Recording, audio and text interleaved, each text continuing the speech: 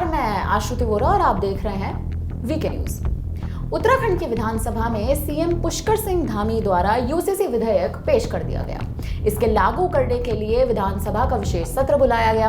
उत्तराखंड सरकार के पास इसे कानून बनाने के लिए पूर्ण समर्थन भी है, यानी जल्द ही अब उत्तराखंड सरकार एक ऐतिहासिक कदम उठाने वाली है।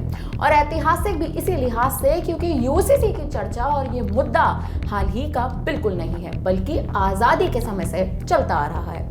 अगर यूसीसी को कानून में जगह दे दी गई तो उत्तराखंड पूरे देश में यूसीसी को अपनाने वाला पहला राज्य बन जाएगा।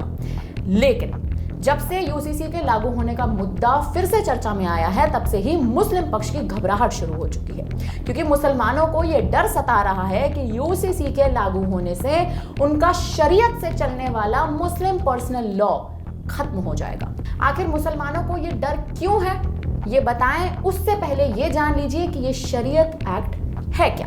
दरअसल ये शरीयत कानून आया 1937 में, जिसे पारित किया ब्रिटिश हुकूमत ने।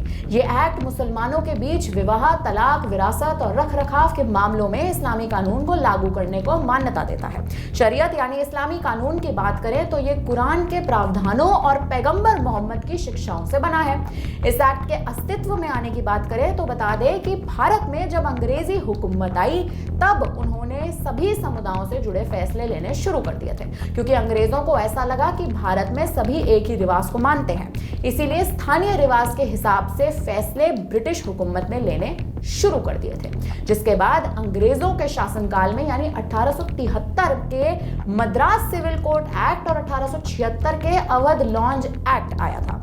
इसमें लिखा गया कि मजहबी कानून पर स्थानीय परंपरा को तरजीह दी जाएगी, और इसके चलते महिलाएं सबसे ज्यादा पीड़ित हुई थी, क्योंकि महिलाओं के लिए इसमें कोई अधिकार शामिल नहीं थे और सबसे ज्यादा अहम असर डाल रहा था मुस्लिम महिलाओं पर।